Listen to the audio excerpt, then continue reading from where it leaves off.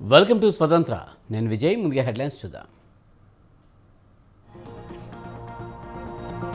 ఏపీలో కొలికి వచ్చిన టీడీపీ జనసేన సీట్ల సర్దుబాటు. అవకాశం దక్కని వారికి నచ్చజెప్పాలని నిర్ణయం.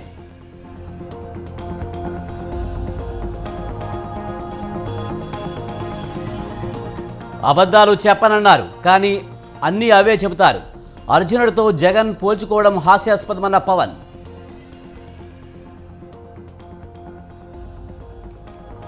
బడ్జెట్ సమావేశాల్లో 10 అంశాలపై పట్టుకు టీడీపీ యోచన. పార్టీ ఎమ్మెల్యేలకు దిశానిర్దేశనం చేసిన చంద్రబాబు.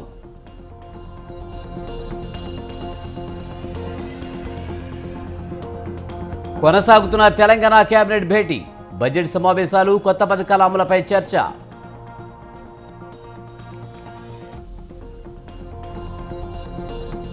కృష్ణా ప్రాజెక్టుల అప్పగింతపై కాంగ్రెస్ వర్సెస్ బీఆర్ఎస్. సీఎం రేవంత్ వ్యాఖ్యలకు హరీష్ కౌంటర్.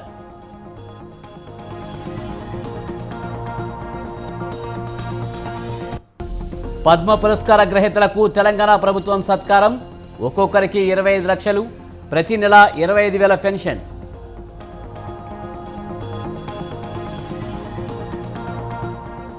గతాన్ని విస్మరించిన ఏ దేశము పురోగతి సాధించలేదు. గత 10 ఏళ్లలో పరిస్థితి ఎంతో మారిందన్న ప్రధాని మోడీ.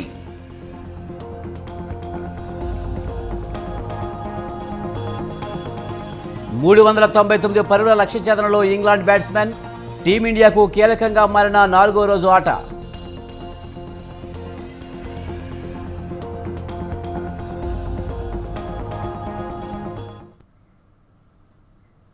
కేఆర్ఎంబీకి ప్రాజెక్టుల అప్పగింతపై అధికార ప్రతిపక్షాల మధ్య మాటల యుద్ధం నడుస్తుంది. ప్రాజెక్టులను బోర్డుకు అప్పగించడాన్ని బీఆర్ఎస్ తప్పుబడుతుంది. తెలంగాణ ప్రభుత్వం కేంద్రానికి తలొగ్గి రాష్ట్ర ప్రయోజనాలను తాకట్టు పెట్టిందని మాజీ మంత్రి కేటీఆర్ ఆరోపించారు. కాగా ప్రాజెక్టులను గత ప్రభుత్వమే కేఆర్ఎంబీకి అప్పగించిందని, కేటీఆర్ ప్రజల్ని గందరగోళపరిచేందుకు తప్పుడు ప్రచారం చేస్తున్నారని సీఎం రేవంత్ ఆరోపించారు.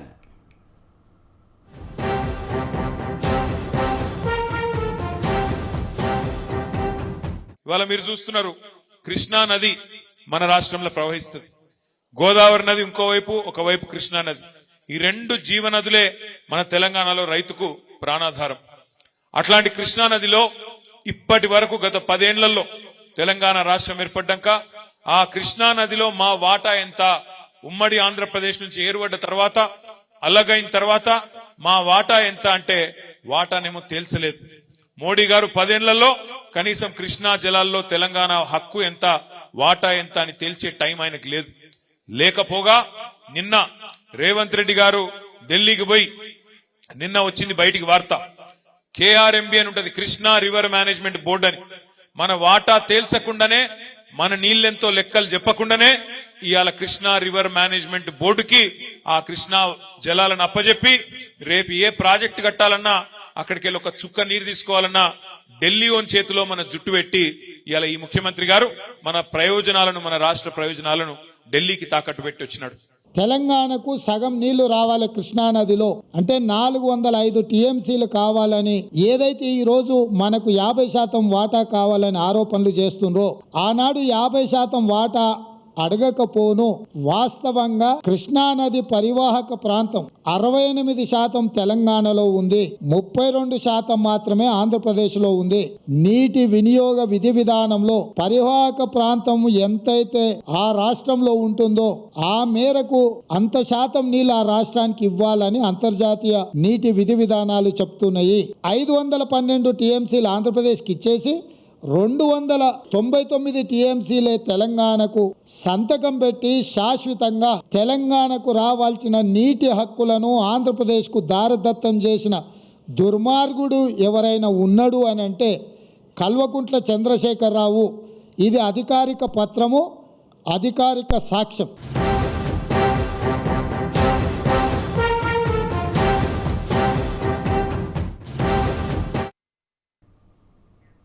కేఆర్ఎంబీకి ప్రాజెక్టులు అప్పగించడంపై బీఆర్ఎస్, కాంగ్రెస్ మధ్య మాటల యుద్ధం నడుస్తుంది.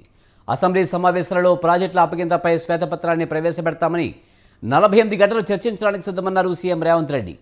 కేసీఆర్, హరీష్ రావుతో పాటు అవసరమైతే కేటీఆర్, కవితను కూడా తీసుకుని రావచ్చునన్నారు. రేవంత్కు గట్టి కౌంటర్ ఇచ్చారు మాజీ మంత్రి హరీష్ రావు. అసెంబ్లీలో చర్చకు తాము సిద్ధమని, కాంగ్రెస్కు దిమ్మ తిరిగే సమాధానం చెప్తామని అన్నారు.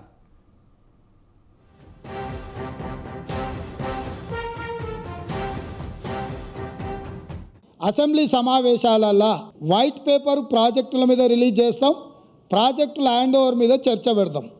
48 గంటలు నువ్వు కోరుకుంటే ఇంకెక్కువ కావాలన్నా తలుపులు మూద్దాం, భోజనాలు అక్కడనే పెడదాం, బట్టలు తెచ్చుకో, మేము వస్తాం.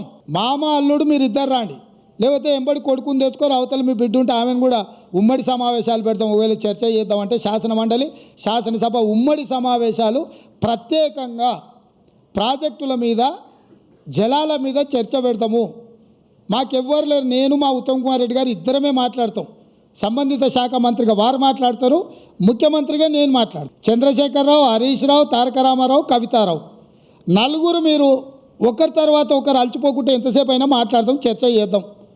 నీకు చిత్తశుద్ధి ఉంటే, నీకు నిజాయితీ ఉంటే ఈ చర్చలకు రాకుండా ముఖం చాటేయకు చంద్రశేఖరరావు. నువ్వు ఇలా ఒక ముఖ్యమంత్రిగా ఉన్నావు, హుందాగా ఉండు, విషయం మీద మాట్లాడు, చర్చ పెట్టు అసెంబ్లీలో. ఇవాళ ఏదో అసెంబ్లీలో చర్చ పెట్ట మాట్లాడు. Yes we are ready. నువ్వు ఎప్పుడు పెట్టావో పెట్టు, నీ దిమ్మదిరేటట్టు అసెంబ్లీలో సమాధానం చెప్తాం బిడ్డ. గతంలో మా కేసీఆర్ గారు ఇదే అసెంబ్లీలో పవర్ పాయింట్ ప్రజెంటేషన్ పెడితే మేం ప్రిపేర్ కాలేదని ముఖం చాటేసి పారిపోయింది నీ కాంగ్రెస్ పార్టీ. బట్ మేము అట్లా పారిపోం, నీ దిమ్మ తిరిగే సమాధానం చెప్తాం. మేము తయారుగా ఉన్నాం. నువ్వు చేసిన తప్పును తెలంగాణ ప్రజలకు అర్థమయ్యేటట్టు అసెంబ్లీ సాక్షిగా నీ సంగతి ఏందో బయట పెట్టామని చెప్పి మనం చేస్తాం.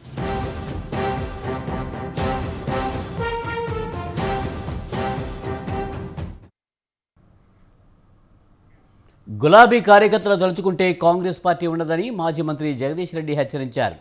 కృష్ణా ప్రాజెక్టును కేంద్రానికి ధారాదత్తం చేశారని ఆగ్రహం వ్యక్తం చేశారు. కాంగ్రెస్ చేతకానితనం వల్ల నల్గొండ జిల్లా ఎడారి అవుతుందన్నారు. ఇప్పుడు చుక్క నీరు కావాలన్నా కేంద్రం దగ్గరికి వెళ్ళి బ్రతిమలాల్సి వస్తుందన్నారు. నీటి హక్కుల్లో మన వాటా మనం సాధించడానికి పోరాటం మొదలు పెట్టాలన్నారు. తెలంగాణ హక్కులను కాపాడేది బీఆర్ఎస్ మాత్రమే అని జగదీష్ రెడ్డి స్పష్టం చేశారు. మూసుకొని చేస్తున్న పనికి, ప్రభుత్వం యొక్క చేదగాంతనానికి లేదా అవగాహన రాహిత్యానికి నిదర్శనం ఇది కేఆర్ఎంబికి అప్పచెప్పడం అనేది. కృష్ణానది పైన ఉన్న ప్రాజెక్టులన్నింటినీ కూడా కృష్ణా పరివాహక ప్రాంతంలో ఉన్న రైతాంగానికి, ప్రజలందరికీ కూడా చాలా పెద్ద తీరని ద్రోహం అవుతుంది. హైదరాబాద్తో సహా నల్గొండ జిల్లా కావచ్చు, ఖమ్మం జిల్లా కావచ్చు, రంగారెడ్డి, మహబూబ్నగర్ జిల్లాలు కావచ్చు, మంచినీటికి కూడా ఇబ్బంది పడే పరిస్థితి వస్తుంది. కేవలం సాగునీరే కాదు, తాగునీటికి కూడా ఇబ్బందులు పడే పరిస్థితులు వస్తాయి. ఇవాళ ఒక్కసారి కేంద్ర చేతుల్లో కనుక ప్రాజెక్టులకు మెయింటెనెన్స్ పోతే ప్రతి సందర్భంలో కేంద్రం అనుమతి రావాలి. ఇక్కడ ఒక్క చుక్క నీళ్లు నాగార్జున సాగర్ నుంచి బయటికి రావాలన్నా, లేదా శ్రీశైలం నుంచి రావాలన్నా, జూరాల నుంచి రావాలన్నా, ఇంకొక ప్రాజెక్ట్ నుంచి రావాలన్నా అధికార కాంగ్రెస్పై బీజేపీ జాతీయ కార్యదర్శి బండి సంజయ్ ఘాటు విమర్శలు చేశారు. కేడర్ లేని కాంగ్రెస్ పార్టీ కేడర్ను తయారు చేసుకునే పనిలో పడిందన్నారు. గతంలో అవినీతికి పాల్పడిన బీఆర్ఎస్ పార్టీ కేడర్ అంతా ఇప్పుడు కాంగ్రెస్లో చేరుతున్నారని అన్నారు. బీఆర్ఎస్ పార్టీ దగాకోరు పార్టీ అని, అందుకే ప్రజలు చీకొట్టారని అన్నారు. బీఆర్ఎస్ కాంగ్రెస్ పార్టీ కార్యకర్తలంతా మోదీ ప్రధాని కావాలని కోరుకుంటున్నారని అన్నారు. చీకొట్టిన వాళ్ళు కాంగ్రెస్ పార్టీ ఏ రోజు కూడా ప్రజా సమస్యల కొట్లాడి ఇక్కడ క్యాడర్ లేని కెపాసిటీ లేని పార్టీ కాంగ్రెస్ పార్టీ గతంలో ఇక్కడ కానీ గెలిచింది ఏదో గెలిచింది. కాంగ్రెస్ పార్టీ ఇప్పుడే క్యాడర్ తయారు చేసుకుంటుంది. పాపం క్యాడర్ లేదు కాబట్టి బీఆర్ఎస్ పార్టీ నుంచి ఆ క్యాడర్ మొత్తం షిఫ్ట్ చేసుకునే ప్రయత్నం చేస్తున్నది. ఇలా బీఆర్ఎస్ పార్టీ ఒక దగాగోరు పార్టీ. బీఆర్ఎస్ పార్టీ నాయకులను ప్రజలు చీత్కరించారు, చీకొట్టిన వాళ్ళను. ఎందుకంటే ఈ తెలంగాణ రాష్ట్రంలో ప్రజలను రాసి రంపానటువంటి నాయకులు బీఆర్ఎస్ పార్టీ నాయకులు, ముఖ్యమంత్రి నుంచి, గతంలో మాజీ ముఖ్యమంత్రి నుంచి జిల్లా స్థాయి, మండల స్థాయి నాయకుల వరకు. కార్యకర్తలు మంచోళ్ళు. మేము కార్యకర్తలు, బీఆర్ఎస్ పార్టీ కార్యకర్తలను, కాంగ్రెస్ పార్టీ కార్యకర్తలను ఇక్కడ విమర్శించాం. వాళ్ళు మా కార్యకర్తలు ఇక్కడ ఆ కార్యకర్తలు పనిచేశారు. ఎందుకంటే ఈ ఎన్నికల్లో బీఆర్ఎస్ పార్టీ కార్యకర్తలు, కాంగ్రెస్ పార్టీ కార్యకర్తలు కూడా ఈ దేశానికి మోడీ ప్రధానమంత్రి కావాలని కోరుకుంటున్న వారు కూడా. అందుకే కార్యకర్తలకు మేము ఎప్పుడు వ్యతిరేకం కాదు, కార్యకర్తలు ఎప్పుడు మేము విమర్శించలేదు. కానీ గతంలో బీఆర్ఎస్ పార్టీ నాయకులు ఎవరైతే కబ్జాలకు పాల్పడ్డారు, అవినీతికి పాల్పడ్డారు, ప్రజలు ఇబ్బంది పెట్టినరు, వాళ్ళందరూ ఉన్న కాంగ్రెస్ పార్టీ పోతున్నారు. కాంగ్రెస్ పార్టీ వచ్చే పార్లమెంట్ ఎన్నికల్లో బీజేపీ మెజారిటీ స్థానాల్లో గెలుస్తుందని, మళ్లీ మోదీ ప్రధాని కావడం ఖాయమని బీజేపీ రాష్ట్ర ఉపాధ్యక్షురాలు డీకే అరుణ తెలిపారు. ప్రజలను మభ్యపెట్టి అనేక సంక్షేమ పథకాలను అమలు చేస్తామని చెప్పి కాంగ్రెస్ ప్రభుత్వం తెలంగాణలో అధికారంలోకి వచ్చిందని, 6 గ్యారెంటీలను అమలు విషయంలో మోసం చేస్తున్నారని ఆరోపించారు. ప్రజలకు ఇచ్చిన 6 గ్యారెంటీలను తక్షణమే అమలు చేయాలని, లేకపోతే ప్రజలు కాంగ్రెస్ పార్టీని భూస్థాపితం చేస్తారని హెచ్చరించారు. భారతీయ జనతా పార్టీ బీఆర్ఎస్ పార్టీని అడుగడుగునా ప్రశ్నించి అడుగడుగునా ప్రజలకు ఇచ్చిన హామీలు నెరవేర్చాలంటూ నిలదీసి తెలంగాణ ప్రాంతాన్ని పూర్తిగా దోచుకుంటున్నారని, అభివృద్ధి పేరు మీద లక్షల కోట్ల రూపాయలను కాజేస్తున్నారని, అనేక రకాలుగా ఈ రాష్ట్రాన్ని దోచిన దోపిడీని ప్రజల ముందుకు తీసుకెళ్లి Bharatiya Janata party BRS party పట్ల వ్యతిరేకతను పెద్ద ఎత్తున తీసుకొస్తే, కాంగ్రెస్ పార్టీ అధికారంలోకి వచ్చిన తర్వాత బీఆర్ఎస్ పార్టీ అవినీతి గురించి ఇప్పుడే తెలిసినట్టు, వారి గురించి కూడా ఇంతవరకు అవినీతి పైన కూడా ఎలాంటి చర్యలు కూడా తీసుకున్నటువంటి దుస్థితిని మనం చూస్తున్నాం. ఎన్నికల ముందు ఈ గ్యారంటీలన్నీ అమలు చేయాలంటే మళ్ళీ కాంగ్రెస్కి ఓటేయాలి, కాంగ్రెస్ పార్టీకి ఓటేసి గెలిపిస్తేనే ఇవి అమలవుతాయి, మీ అందరూ ఓటేస్తే కాంగ్రెస్ అధికారంలోకి వస్తుంది కేంద్రంలో, మాటలు అబద్ధాలు ప్రజలకు చెప్పి మళ్ళీ మోసం చేసే పరిస్థితిని ఈరోజు తెలంగాణ రాష్ట్రంలో కాంగ్రెస్ పార్టీ సృష్టించే ప్రయత్నం చేస్తూ ఉంది. కాంగ్రెస్ పార్టీ అధికారంలోకి వచ్చి 2 నెలలు గడిచినా ఇచ్చిన హామీలేవీ అమలు చేయడం లేదని రాజ్యసభ సభ్యుడు లక్ష్మణ్ విమర్శించారు. బీఆర్ఎస్ పట్ల కాంగ్రెస్ మెతక వైఖరి ప్రదర్శిస్తుందన్నారు. కాళేశ్వరం ప్రాజెక్టు అవినీతిపై చర్యలు తీసుకోవడం లేదన్నారు. బీఆర్ఎస్ పార్టీని కాంగ్రెసే బతికిస్తుందన్నారు. బీఆర్ఎస్ అదే రకంగా కాంగ్రెస్ పరిస్థితి చూస్తూ ఉంటే ఇవాళ కాళేశ్వరం ప్రాజెక్టు, అదే రకంగా ఓఆర్ఆర్ మరియు ధరణి ఏవైతే అవినీతి కుంభకోణాలని చెప్పి ఎన్నికల ముందు మరి ఆనాడు పిసిసి అధ్యక్షుల రేవంత్ రెడ్డి గారు అయితే మరి వాటి గురించి ప్రస్తావించి ఇవాళ ప్రభుత్వం అధికారులకు వచ్చిన తర్వాత, ముఖ్యమంత్రి అయిన తర్వాత వీటి పట్ల ఊసెత్తకుండా కోనీ రాగాలు తీయడము, ఏ రకమైనటువంటి ఈ ధోరణికి ఈ కాంగ్రెస్ బీఆర్ఎస్ పట్ల మితక వైఖరి అవలంబిస్తున్నారో తెలంగాణ ప్రజలు గమనిస్తున్నారు. కాబట్టి తెలంగాణ బీఆర్ఎస్ ప్రభుత్వం హయాంలో జరిగిన కాళేశ్వరం ప్రాజెక్టు, ఓఆర్ఆర్, ధరణి విచారణలో కాంగ్రెస్ ఒక్క అడుగు కూడా ముందుకు వేయకుండా ఇవాళ సిబిఐ ఎంక్వైరీ అన్నటువంటి మీరు ఇవాళ దాన్ని నీరుగార్చేటువంటి ప్రయత్నం చేస్తున్నారు. పద్మశ్రీ పురస్కారాలకు ఎంపికైన ఒక్కొక్కరికి 25 లక్షలు అందజేస్తామని తెలంగాణ సీఎం రేవంత్ రెడ్డి ప్రకటించారు. అలాగే వారికి ప్రతి నెల 25,000 పెన్షన్ అందజేస్తామని తెలిపారు. పద్మ పురస్కారాలకు ఎంపికైన తెలుగు వారిని తెలంగాణ ప్రభుత్వం సత్కరించింది. శిల్పకళా వేదికలో జరిగిన ఈ కార్యక్రమంలో సీఎం మాట్లాడారు.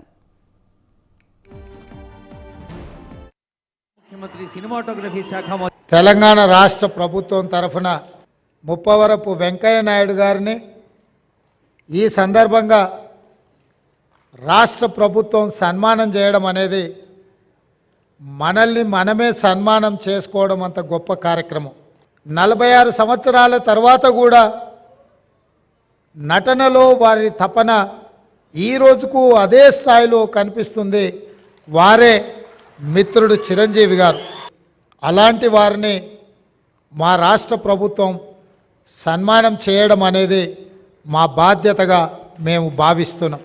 మారుమూల పల్లెల్లో పెరిగి స్థానిక కళలు వృత్తిగా మార్చుకొని వాటినే ప్రదర్శిస్తూ అందులోనే తమ జీవితాన్ని గడిపిన మన వాళ్లను కేంద్ర ప్రభుత్వం గుర్తించి పద్మశ్రీ అవార్డులు ఇచ్చినప్పుడు మీ అందరు మెగాస్టార్ చిరంజీవి రాజకీయాలపై హాట్ కామెంట్స్ చేశారు. వ్యక్తిగత విమర్శలతో రాజకీయాలు రోజురోజుకి దిగజారిపోతున్నాయన్నారు. రాజకీయాల్లో మాట అనడం, మాట పడడం వల్ల కాదన్నారు.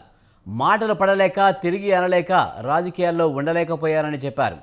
దుర్భాషలాడే నాయకులను తిప్పికొట్టే శక్తి ప్రజలకే ఉందని అన్నారు చిరంజీవి. చిరంజీవి గారిని తెలంగాణ ముఖ్యమంత్రి, ఉప ముఖ్యమంత్రి, సినిమాటోగ్రఫీ శాఖ మంత్రులు పలుకుతూ ఇప్పుడు పద్మ విభూషణులు ఇరువురికి ఒక్కసారి తెలుగు సినిమా కోసం ఒక క్రమశిక్షణతో, పట్టుదలతో, సహనంతో, వినయం, ఆహార్యానికి హుందాతనం బాగుంటుంది అంటే అలాంటి అవ్వకుండా ఉంటే బాగుంటుందన్న ప్రయత్నంలో నేను కూడా మిమ్మల్ని ఇన్స్పిరేషన్గా తీసుకుని నేను వెళ్ళినవాడేనండి. కానీ ఆ ధాటికి, ఆ మాటలకి, మాట పడటం, మాట అనటం ఇది నా వల్ల కాదు, మీలాగనే. కాబట్టి నేటి రాజకీయాల్లో మనం అన్ఫిట్ అంటారా, లేకపోతే మనలాంటి వాళ్ళు ఇలాగా ఎగైన్ ప్రతిసారి ప్రతి చోటని చెబుతూ ఉంటే ప్రజలు వాళ్ళు మోటివేట్ అయ్యి అలా దుర్భాషలాడి రాజకీయంగా వ్యక్తిగతంగా విమర్శ చేసే వాళ్ళని కానీ తిప్పి కొట్టగలిగితే ఖచ్చితంగా మీరనుకున్నది నేను అనుకున్నది జరిగి తీరుతుందండి. ఒక వాజ్పేయి గారు ఆ రోజుల్లో స్టేట్స్ మ్యాన్ అంటారు. ఆయనలాగా మళ్ళీ అంత హుందాతనం మళ్ళీ మనం ఈ రోజున మనం వెంకయ్యనాయుడు గారిలో చూస్తున్నాం. అయితే ఆయన రాజకీయంగా కొంచెం విశ్రమించారు కాబట్టి ఈ రోజున ప్రజలే ఆలోచించుకోవాలి. అలాగా నోరు జారే వాళ్ళని, దుర్భాషలాడుతూ వ్యక్తిగత విమర్శలు చేసేవాళ్ళు. టీడీపీ అధినేత చంద్రబాబు నాయుడు, పవన్ కళ్యాణ్ మరోసారి భేటీ అయ్యారు. ఉండవల్లిలోని చంద్రబాబు నివాసంలో 3 గంటల పాటు పొత్తులపై ఇరువురు నేతలు చర్చించారు. ఎవరెవరు ఏ స్థానాల్లో పోటీ చేయాలనే అంశంపై ఇరుపక్షాల నేతలు చర్చించారు. మెజారిటీ స్థానాల్లో పోటీపై క్లారిటీ వచ్చినట్టు తెలుస్తోంది. టీడీపీ ఎన్ని స్థానాల్లో పోటీ చేయాలి, జనసేన ఎన్ని సీట్లలో అభ్యర్థులను బరిలోకి దింపాలి అనే విషయంపై అంచనాకు వచ్చారు. 1-2 రోజుల్లో అధికారిక ప్రకటన వచ్చే అవకాశం ఉంది. ఉమ్మడి మేనిఫెస్టో, ఉమ్మడి సభలపై కూడా ఏకాభిప్రాయానికి వచ్చారని, వీటికి సంబంధించిన తేదీలను త్వరలో ప్రకటించే అవకాశం ఉందని తెలుస్తోంది.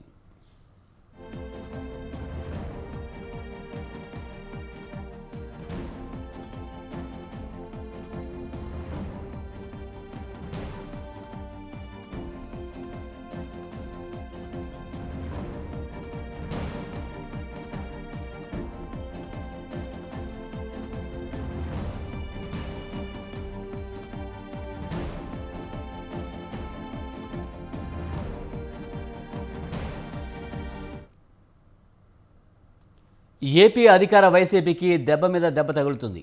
వరుసగా ఒక్కో నేత పార్టీకి రాజీనామా చేస్తున్నారు.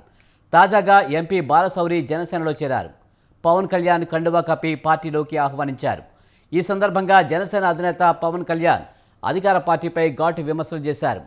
సీఎం తమని కౌరవులతో పోల్చడాన్ని తప్పుబట్టారు. కలియుగంలో కౌరవులు, పాండవులు ఏంటని ప్రశ్నించారు. మారు పేరు నిజాయితీకి నిలువెత్తు పేరైన జగన్మోహన్ రెడ్డి గారి ఆధ్వర్యంలో నడుస్తున్న రాష్ట్ర ప్రభుత్వం వారి బాధనే వర్ణాతీతం. చాలా బాధపడతా ఉన్నారు. ఆయన అందరూ ఇబ్బంది పెట్టేస్తున్నట్టు, ఆయన ఒక అర్జునుడు లాగా, మేమందరం కౌరవుల్లాగా, ప్రజలే గాంధీవు అని, ప్రజల ఆయుధాలని, ప్రజలే శ్రీకృష్ణుడు, ఇట్లా కూర్చోబెట్టి మాట్లాడుతున్నా చాలా ఆశ్చర్యంగా ఉంటుంది. జగన్ అర్జునుడిగా పోల్చుకోవడం చాలా హాస్యాస్పదంగా ఉంటుంది. సొంత చెల్లెల్ని షర్మిల గారిని అత్యంత నీచంగా మాట్లాడుతూ ఉంటే ఎంకరేజ్ చేసే వ్యక్తి అతను అర్జునుడితో పోల్చుకుంటున్నాడు. ఇది కలియుగం. ఇది కలియుగం. మొదటి పాదం రెండో పాదం నాకు తెలియదు, కానీ మనం ఎవరం కూడా శ్రీకృష్ణుడితోటి, అర్జునుడితోటి, కౌరవులతోటి పోల్చుకోవద్దు. మాట తప్పను మడమ తిప్పను అనే జగన్మోహన్ రెడ్డి రాజధాని విషయంలో చేసింది ఏమిటని ఎంపీ బాలశౌరి ప్రశ్నించారు. ప్రతిపక్షంలో ఉన్నప్పుడు ఎక్కడ రాజధాని పెట్టినా మద్దతు ఇస్తానని ప్రకటించలేదా అని ప్రశ్నించారు. ఆ తర్వాత ఏపీ రాజధానిగా అమరావతి ఉంటుందని మాట్లాడలేదా అని ప్రశ్నించారు. నేను ఎప్పుడూ అబద్ధాలు చెప్పను అన్నారు. అది పెద్ద అబద్ధం, అది పెద్ద అబద్ధం. అయ్యా జగన్ సార్, నేను అడుగుతా ఉన్నాం, ఈ ప్రాంతం అంతా రాజధాని, ఆంధ్ర క్యాపిటల్. మీరు ప్రతిపక్ష లీడర్గా ఉన్నప్పుడు అసెంబ్లీలో మీరు ఎక్కడైనా రాజధాని పెట్టండి, నా సంపూర్ణ మద్దతు ఇస్తాను, బ్రహ్మాండంగా మీరు రాజధాని కట్టండి అని చెప్పింది మీరు కదా. ఆ తర్వాత 2019 ఎలక్షన్స్కి ముందు మేము రాజధాని చుట్టుపక్కల ఎమ్మెల్యేలుగా, ఎంపీలుగా, ప్రజాప్రతినిధులుగా మేము పోటీ చేస్తూ ఉంటుంటే మీరు ప్రెస్ కాన్ఫరెన్స్ పెట్టించి అమరావతి, ఆంధ్ర క్యాపిటల్ అనేది అమరావతి ఇక్కడే ఉంటుంది, గుంటూరు విజయవాడ మధ్య, ఇది ఎక్కడికి పోదు అని చెప్పేసి మీరు చెప్తే మేము ఓట్లాడుకోవటానికి వెళ్ళి ప్రతి గ్రామంలో చెప్పాం కదా. అది మీరు చెప్పిన మాటే కదా. దీన్ని అబద్ధం అంటామా సార్? నెల్లూరు జిల్లా ఫైళ్ల మిస్సింగ్ కేసులో మంత్రి కాకాని గోవర్ధన్ రెడ్డికి సిబిఐ క్లీన్ చిట్ ఇచ్చింది. నెల్లూరు కోర్టు ఫైళ్ల మిస్సింగ్ కేసులో సిబిఐ ఛార్జ్షీట్ దాఖలు చేసింది. ఫైళ్ల మిస్సింగ్ కేసులో కాకాని పాత్ర లేదంటూ ఛార్జ్షీట్లో సిబిఐ స్పష్టం చేసింది. మంత్రి కాకానికి నేరం జరిగిన విధానం పట్ల అవగాహన లేదని ఛార్జ్షీట్లో సిబిఐ పేర్కొంది. దీనిపై స్పందించిన మంత్రి కాకాని గోవర్ధన్ రెడ్డి తనపై వచ్చిన ఆరోపణలకు సిబిఐ విచారణ కోరానని, చంద్రబాబుపై వచ్చిన ఆరోపణలకు విచారణకు సిద్ధమని ప్రశ్నించారు. చంద్రబాబుకు దమ్ముంటే సిబిఐ విచారణ కోరగలరా అని సవాల్ చేశారు.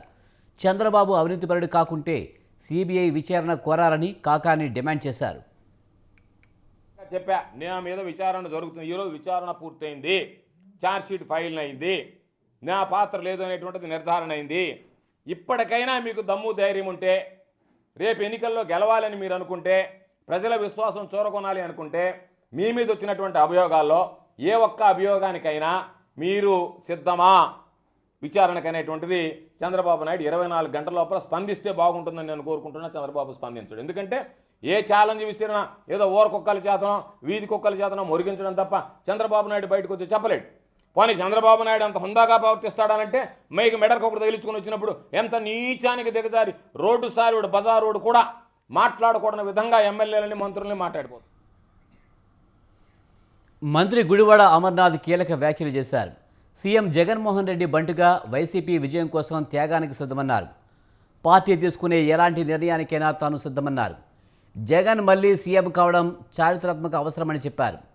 జరగబోయే సార్వత్రిక ఎన్నికల్లో పార్టీ కార్యకర్తలను సమన్వయం చేస్తూ సీఎం జగన్మోహన్ రెడ్డి నిర్వహించిన సిద్ధం సభల్లో విజయోత్సవ కళ కనిపిస్తుందని అన్నారు.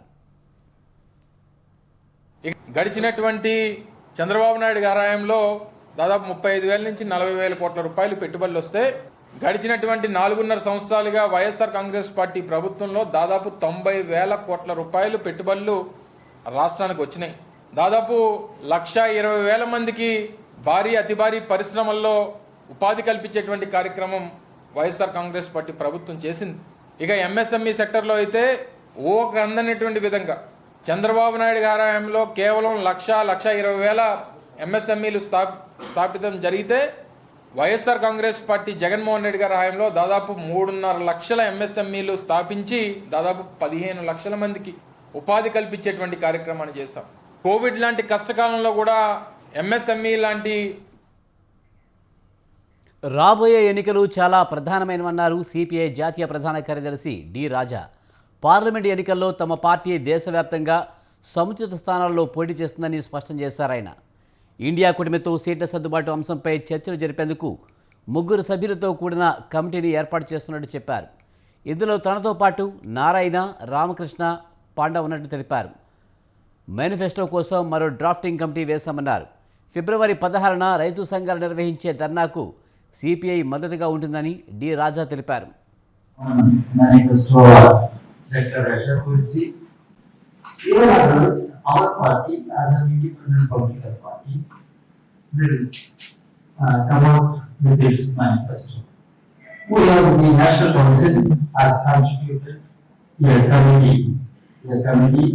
for drafting the manifesto. One of our young leaders are National Council Secretary. Congress నాయకుడు రాహుల్ గాంధీ ఆధ్వర్యంలో భారత్ జోడో న్యాయయాత్ర జార్ఖండ్లోని ధనాబాద్లో జరిగింది. చలి విపరీతంగా ఉన్న పెద్ద ఎత్తున కాంగ్రెస్ కార్యకర్తలు, ప్రజలు ఈ యాత్రలో పాల్గొన్నారు. జార్ఖండ్లో జార్ఖండ్ ముక్తి మోర్చా, కాంగ్రెస్ కొత్త ప్రభుత్వం ఏర్పడడంతో రాహుల్ గాంధీ యాత్రలో జేఎంఎం కార్యకర్తలు, కాంగ్రెస్ కార్యకర్తలు పెద్ద ఎత్తున పాల్గొన్నారు.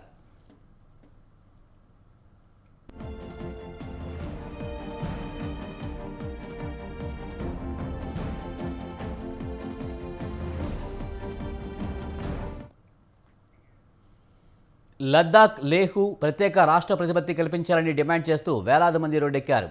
ఎముకలు కొరికే చలిని లెక్క చేయకుండా దుకాణాలు బంద్ చేసి భారీ ప్రదర్శన జరిపారు. రాజ్యాంగం 6వ అధికరణ ప్రకారం కేంద్రపాలిత ప్రాంతానికి అన్ని విధాల రక్షణ కల్పించాలని లద్దాఖ్ ప్రజలు డిమాండ్ చేస్తున్నారు. జమ్మూ కాశ్మీర్లో భాగంగా ఉన్నప్పుడు లద్దాఖ్ నుంచి అసెంబ్లీలో 4 సభ్యులు, కౌన్సిల్లో 2 ప్రతినిధులు ఉండేవారని, కేంద్రపాలిత ప్రాంతంగా ప్రకటించిన తర్వాత ప్రజా ప్రాతినిధ్యం కరువైందని లద్దాఖ్, లే, కార్గిల్ డెమోక్రటిక్ అలయన్స్ ప్రతినిధి మాజీ హజీ గులాం ముస్తఫా అన్నారు. గిరిజనులే ఇక్కడ మెజారిటీ సభ్యులైనందువల్ల హిల్ కౌన్సిల్ ఏర్పాటు చేయాలని, కేంద్రపాలిత ప్రాంతంగా కాక ప్రత్యేక రాష్ట్రంగా గుర్తించాలన్నారు. అలాగే పబ్లిక్ సర్వీస్ కమిషన్ కూడా ఏర్పాటు చేయాలని డిమాండ్ చేశారు. यूटी बनी है तब से हमारी एपेक्स और केडीए की एक डिमांड रही है 4 पॉइंट एजेंडा को लेकर, वो हमारी लद्दाख की जेन्युइन डिमांड है, क्योंकि लद्दाख में हमने रियलाइज किया है since the time we have become a UT that all our powers which were people centric, जो लोगों को सेंट्रिक था, जो हमारे पब्लिक स्पिरिटेड जो इंस्टीट्यूशंस थी लद्दाख में बहुत ज़्यादा कमज़ोर हो गई हैं। आपको पता है जब हम जम्मू कश्मीर का हिस्सा थे तब we had 4 members in the legislative assembly and 2 members in the legislative council, but now in Ladakh we do not have any representation in the assembly। और आपको पता है कि ऑनरेबल सुप्रीम कोर्ट ने भी अभी कहा है और हमारे पार्लियामेंट ने भी कहा कि जो जम्मू कश्मीर है उसको रिस्टोर करेंगे और उसमें जो असेंबली होगी वो वापस आएगी, but in that case in our case we do not have any representation whatsoever. जो भी हमारी सेंट्रल गवर्नमेंट में अभी रिप्रेजेंटेशन है वो हमारे एमपी के सूरत में है, जो हम समझते हैं कि लोगों की कहीं ना कहीं जो डेमोक्रेटिक राइट्स है वो कहीं ना कहीं कमजोर हो गई हैं। इसलिए हमारी हमेशा से ये मुतालबा रहा है कि हमें करगिल में, स्पेशली लद्दाख में, हमारे यहाँ पे लोगों की रिप्रेजेंटेशन होनी चाहिए, लद्दाख को भी एक असेंबली देनी चाहिए और हमारा को स्टेटहुड का दर्जा देना चाहिए। मैं समझता हूँ कि जब से यूटी बनी है तब से हमारी एपेक्स और केडीए की एक डिमांड रही है 4 पॉइंट एजेंडा को लेकर, वो हमारी लद्दाख की जेन्युइन डिमांड है, क्योंकि लद्दाख में हमने रियलाइज किया है since the time we have become a UT that all our powers which were people centric, जो लोगों को सेंट्रिक था, हमारे ఈడీ అరెస్టుకు వ్యతిరేకంగా హేమంత్ సోరెన్ దాఖలు చేసిన పిటిషన్ను సుప్రీంకోర్టు తిరస్కరించడంపై సీనియర్ న్యాయవాది రాజ్యసభ ఎంపీ కపిల్ సిబాల్ స్పందించారు. ఒక సిట్టింగ్ ముఖ్యమంత్రిని అరెస్టు చేసేటప్పుడు కోర్టు జోక్యం చేసుకోకపోవడం భారతదేశ చరిత్రలో గతంలో ఎప్పుడూ జరగలేదని కపిల్ సిబాల్ అన్నారు.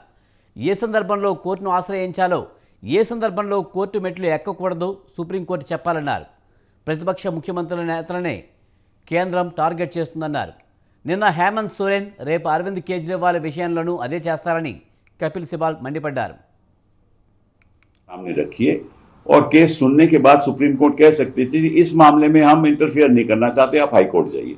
लेकिन ये कहना कि आप हाई कोर्ट पहले जाइए, कोई सुनवाई ना हो, या तो सुप्रीम कोर्ट हमें बताए कि किन मामलों में हम यहां आ सकते हैं, किन मामलों में नहीं आ सकते। शाहीन अब्दुल्ला, मैं ऐसे आपको सैकड़ों उदाहरण दे सकता हूं। मैं समझता हूं कि हिंदुस्तान के इतिहास में शायद ही ऐसा कोई मौका हुआ हो जब एक सिटिंग मुख्यमंत्री की गिरफ्तारी हुई हो। शायद ही हिंदुस्तान के इतिहास में ऐसा हुआ, और वो मामला भी 32 के लायक नहीं। हां, इतना जरूर होता अगर सुप्रीम कोर्ट हमें कहती कि आप अपना केस हमारे सामने। అమెరికా, బ్రిటన్ సైనిక దళాలు ఒకేసారి యెమెన్లోని హౌతీ లక్ష్యాలపై విరుచుకుపడ్డాయి. దాదాపు 36 ప్రదేశాలలో బాంబుల వర్షం కురిపించాయి. ఇరాక్, సిరియాల్లో గత వారం ఇరాక్ మద్దతు గల సాయుధ ముఠాలను, ఇరాన్ రెవల్యూషనరీ గార్డ్ను లక్ష్యంగా చేసుకుని అమెరికా వైమానిక దాడుల తర్వాత ఈ దాడులు జరిగాయి.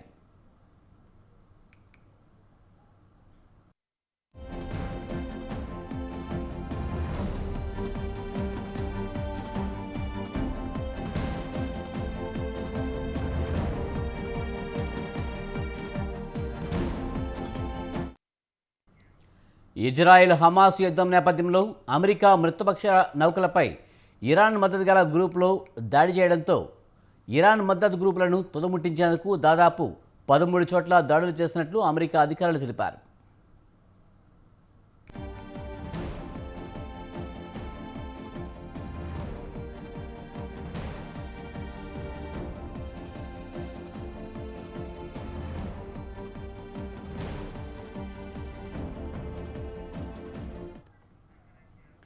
అమెరికా దళాలపై దాడులు ఆపకపోతే ఇరాన్పై దాడి చేయడం తప్ప మరో గత్యంతరం లేదని అమెరికా అధ్యక్షుడు బైడెన్ తెలిపారు.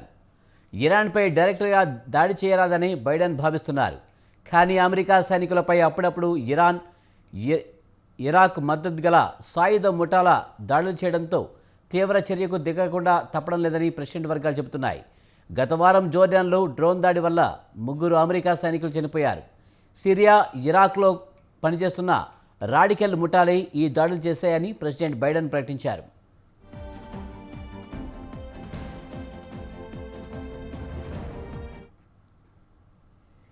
ఇవి బులెటిన్ విశేషాలు. చూస్తూనే ఉండండి స్వతంత్ర.